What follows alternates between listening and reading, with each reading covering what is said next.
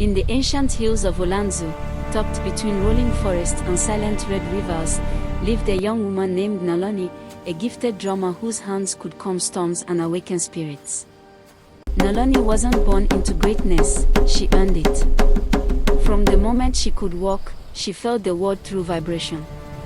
When others heard thunder, she heard messages. When others heard drums, she heard voices. But what made her special frightened the elders, because she could hear drums even when no one was playing. Olanzo was a land where the drums governed life. They were beaten to celebrate new births, to mourn the dead, to summon hunters, and to call rain.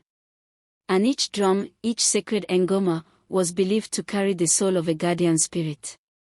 If the drums ever stopped beating on their own, it was said the spirits had turned their backs on humanity.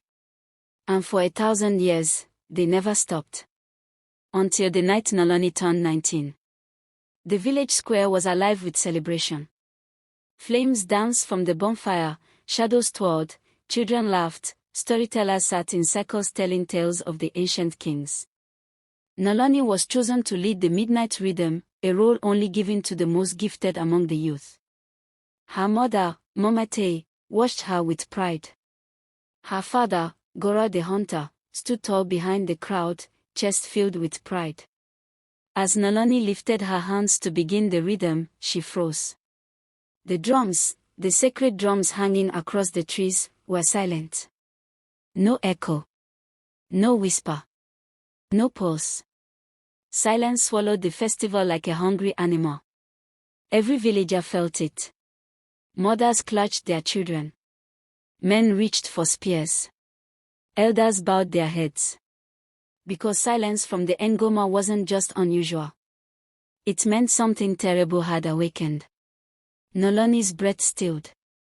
For the first time since childhood, she felt nothing from the drums, not even the sleeping heartbeat that always hummed beneath the earth.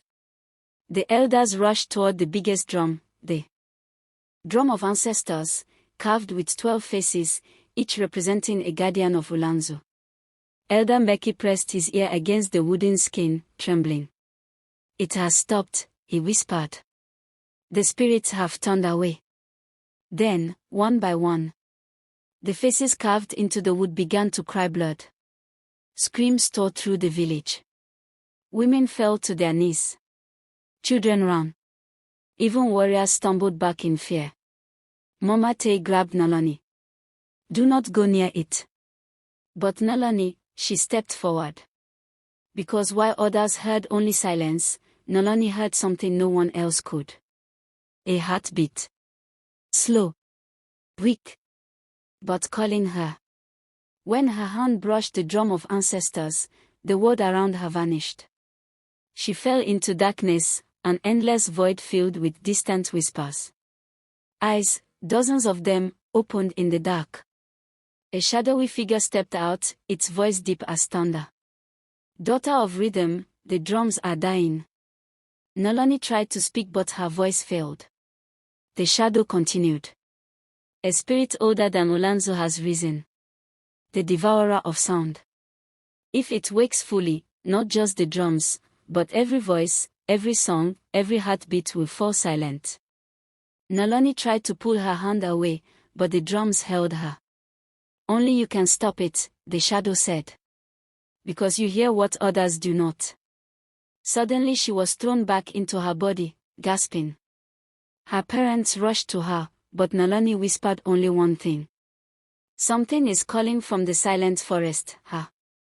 Tambo, a brave hunter whose humor hid his fear. Sefiu, a blind seer who navigated the world through vibrations. They entered the silent forest. No birds. No wind. Not even their footsteps made sound. The deeper they walked, the more Naloni felt a tug, like invisible hands pulling her forward. Whispering. Guiding. They reached a clearing where a massive ancient drum stood, taller than 5 men, abandoned, covered in vines. Naloni approached. Tambo grabbed her. "No. That drum, it doesn't belong to our world." Sefiu lifted his head. "It is not a drum, it is a gate." Noloni touched the wooden skin. It beat once. Then again. Then a third time, so loud the ground shook.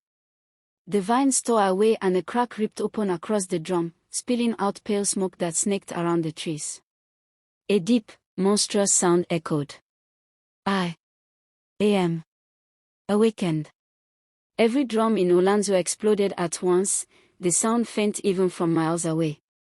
The devourer of sound stepped out, an enormous creature with a mouth that stretched across its entire body, its skin covered in thousands of ears, listening, feeding, hungering.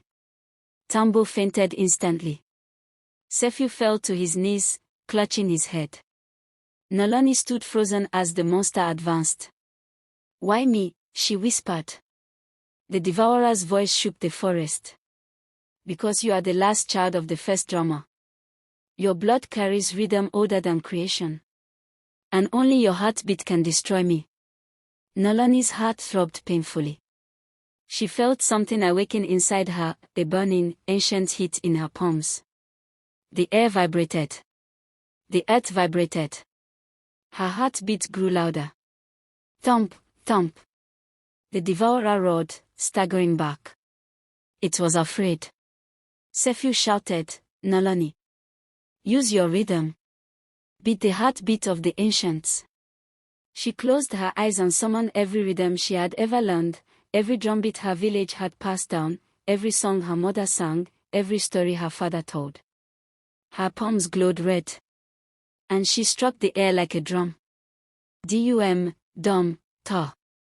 Dum, ta, ta, ta. Dum, dum, dum, ba. The forest lit up. The trees vibrated. The very sky cracked like a drum skin. The devourer screamed as its ears split open, its body tearing apart under the force of her rhythm. Noloni beat faster. Harder. Until her hands bled. One final strike echoed across the world. BH. The devourer shattered into dust, dissolving into the wind. Sound returned. To the forest. Birds sang. Wind blew. Water trickled. Noloni collapsed. When she awoke 3 days later, she was in Olanzo, surrounded by villagers. Drums were beating again, softly, gratefully, alive. Elder Meki leaned forward. "The spirits say you have earned a new title." The villagers bowed deeply. "Noloni, keeper of rhythm. The one who saved the world from silence." And from that day on, whenever the drums of Olanzo beat loudly during festivals, mothers would whisper to their children, "Enjoy the sound, little one. For if the drums ever refuse to beat again, Noloni will rise."